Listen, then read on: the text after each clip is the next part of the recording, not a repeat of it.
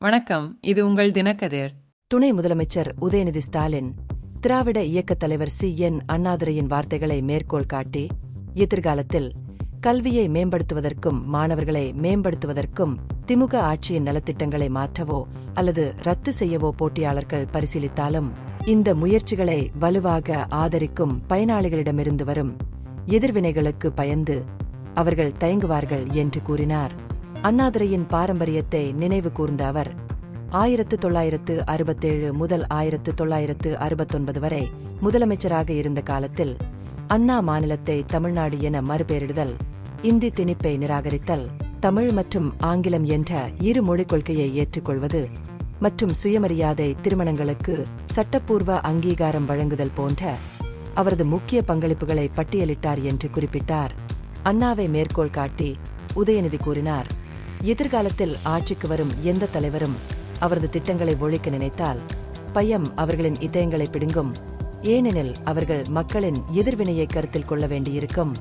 அந்த பயம் தனது போட்டியாளர்களின் மனதில் இருக்கும் வரை அண்ணாதான் முதலமைச்சராக தொடருவேன் என்று அறிவித்தார்.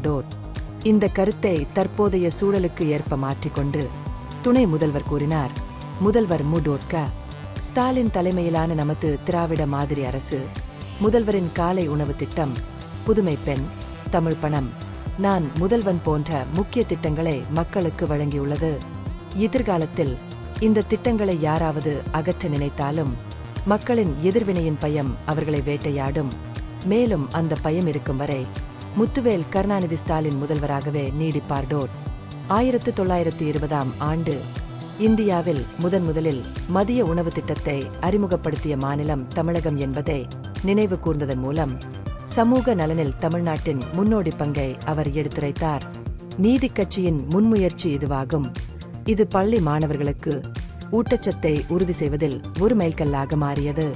காலை உணவு திட்டம் அரசு மற்றும் உதவி பெறும் பள்ளிகளில் உள்ள குழந்தைகளுக்கு உணவு வழங்குவதன் மூலம் இந்த வரலாற்று உறுதிப்பாட்டை தொடர்கிறது என்று அவர் மேலும் கூறினார்.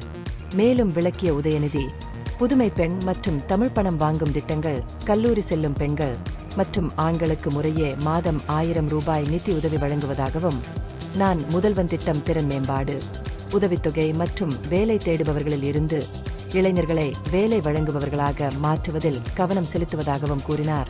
கல்விக்கு அப்பால் விளையாட்டுகளை ஊக்குவிப்பதற்கும் அரசின் கவனம் நீண்டுள்ளது என்று அவர் வலியுறுத்தினார். நிதித் தடைகள் விளையாட்டு வீரர்களுக்கு இடையூறாக இருக்கக்கூடாது என்பதை உறுதி செய்வதற்காக முதலமைச்சர் 2023இல் தமிழ்நாடு சாம்பியன்ஸ் அறக்கட்டளையை தொடங்கினார். அதன் முதல் ஆதரவாளராக தனிப்பட்ட முறையில் 5 ரூபாய் லட்சத்தை வழங்கினார். இறுதியாக தமிழ்நாட்டின் தனித்துவமான திட்டங்கள் மற்ற மாநிலங்களுக்கு உத்வேகம் அளித்துள்ளன என்று அவர் கூறினார். பஞ்சாபில் காலை உணவு திட்டத்தை செயல்படுத்துவதில் பஞ்சாப் முதல்வர் பகவந்த் மான் ஏற்கனவே தனது ஆர்வத்தை வெளிப்படுத்தியுள்ளார். மேலும் தெலுங்கானா முதல்வர் ரேவந்த் ரெட்டியும் இந்த நிகழ்வில் பங்கேற்கும் போது மாநிலத்தின் கல்வி முயற்சிகள் அர்த்தமுள்ளதாகவும் தாக்கத்தை ஏற்படுத்துவதாகவும் இருப்பார் என்று துணை முதல்வர் நம்புகிறார். இந்த பகுப்பாய்வு நுண்ணறிவுள்ளதாக கண்டால் முக்கியமான அரசியல் முன்னேற்றங்கள் குறித்த கூடுதல் புதுப்பிப்புகளுக்கு லைக் செய்யவும், ஷேர் செய்யவும், சப்ஸ்கிரைப் செய்யவும். இது உங்கள் தினக்கதிர். நன்றி.